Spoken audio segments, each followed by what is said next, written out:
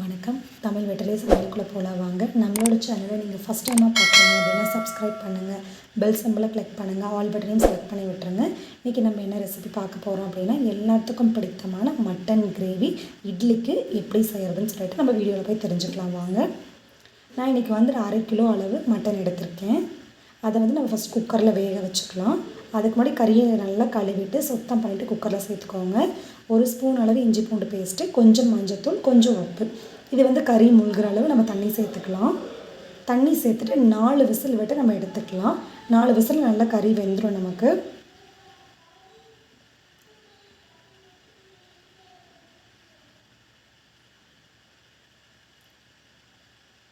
Whistle போட்டு விட்டுலாம். 4 whistle, அது விசில் வந்துகிட்டே இருக்கட்டும். நம்ம அதுக்குள்ளே இதுக்கு தேவையான மசாலா ரெடி பண்ணிக்கலாம்.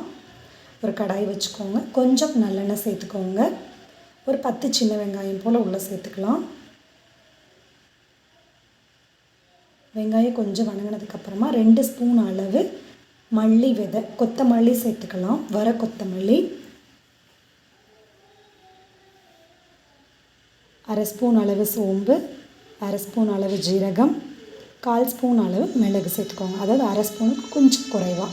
ஒரு சின்ன துண்டு பட்டை, 2 ஏலக்காய், ஒரு 5 கிராம்பு, கொஞ்சம் கல்பாசி, 7 காஞ்ச மிளகாய். நம்ம இந்த மட்டன் கிரேவிக்கு வந்துட்டு மிளகாத்தூள் சேர்த்திக்க போகிறதில்ல. மிளகாவோட காரம் மட்டும்தான், கொஞ்சம் மிளகோட காரமும் இருக்குது. ஸோ உங்கள் காரத்துக்கு தகுந்த மாதிரி நீங்கள் சேர்த்திக்கோங்க.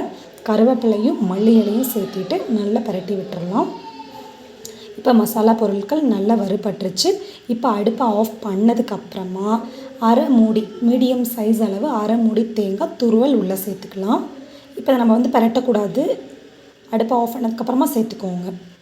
இப்போ நமக்கு 4 விசில் வந்து கறி நல்லா வெந்துட்டு ப்ரெஷர் எல்லாம் ஃபுல்லாக ரிலீஸ் ஆயிடுச்சு. இப்போ நம்ம கடாய் வச்சுட்டு தேவையான அளவு ஆயில் சேர்த்துக்கலாம். இதில் வந்துட்டு ஒரு 3 கிராம்பு, ஒரு சின்ன துண்டு பட்டை, 1/2 ஸ்பூன் அளவு சோம்பு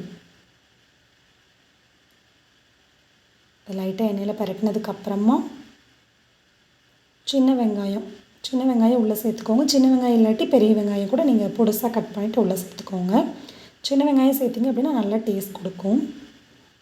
சின்ன வெங்காயம் கொஞ்சம் நல்லா பொடுசாக கட் பண்ணிட்டு கொஞ்சம் உள்ளே சேர்த்துக்கலாம். கருவேப்பிலை கொஞ்சம்,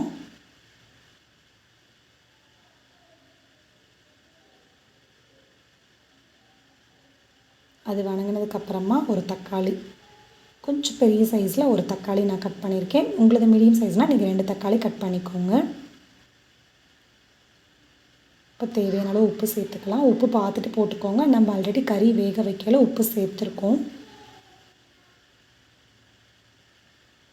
இப்போ இஞ்சி பூண்டு பேஸ்ட்டு சேர்த்துக்கலாம். 2 ஸ்பூன் அளவு சேர்த்துக்கலாம். இப்போ இதை நல்லா கலந்து விட்டுறலாம்.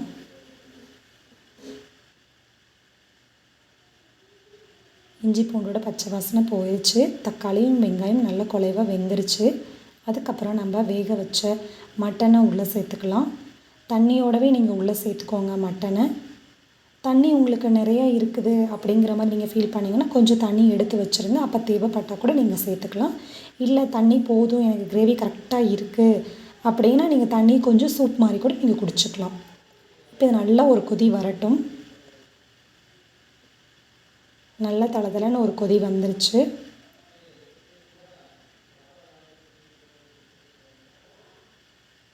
இதுக்கப்புறமா நம்ம தேங்காய் அரைச்சி வச்சோம் இல்லைங்களா, தேங்காய் வெங்காயம் மற்ற மசாலா ஜாமான்லாம் அரைச்சது நல்லா நைஸாக அரைச்சிட்டு நம்ம இது உள்ளே சேர்த்தாச்சு.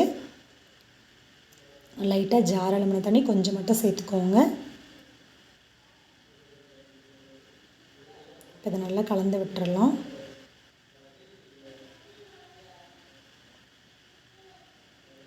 இப்போ அடுப்பை நல்லா அதிகப்படுத்திக்கோங்க. கொஞ்சம் மஞ்சப்பொடி போட்டுக்கோங்க. மஞ்சப்பொடி போட்டுட்டு நல்லா கலந்து விட்டுருங்க. கலந்து விட்டுட்டு அடுப்பை நல்லா அதிகப்படுத்திக்கோங்க. அதிகப்படுத்திட்டு நல்லா கொதி வரட்டும். கொதி வந்து இந்த தண்ணியெல்லாம் கொஞ்சம் வற்றட்டும். அப்போ தான் நல்லா டேஸ்ட் கிடைக்கும் நமக்கு.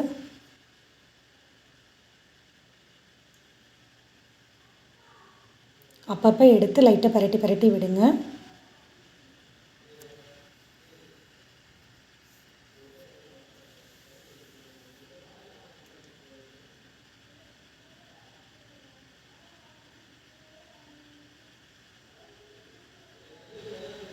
அவ்வளோதான், நல்லா கிரேவி ரெடி ஆயிடுச்சு. மேலால் மல்லி இலை தூவிக்கோங்க. நம்மளோட மட்டன் கிரேவி சூப்பராக ரெடி ஆயிடுச்சு. இட்லிக்கு செம்ம டேஸ்ட்டான காம்பினேஷன் இது. இந்த ரெசிப்பியை நீங்கள் கண்டிப்பாக வீட்டில் ட்ரை பண்ணி பாருங்கள். எவ்வளோ சூப்பராக இருக்கும் தெரியுங்களா? அந்த இட்லிக்கும் இந்த மட்டன் கிரேவிக்கு செஞ்சோம் அப்படின்னா அவ்வளோ டக்கராக இருக்கும் இது. இந்த ரெசிபி வந்துட்டு கண்டிப்பாக வீட்டில் ட்ரை பண்ணி பாருங்கள். நம்மளோட சேனலுக்கு நீங்கள் சப்ஸ்கிரைப் பண்ணுங்கள். தேங்க்யூ.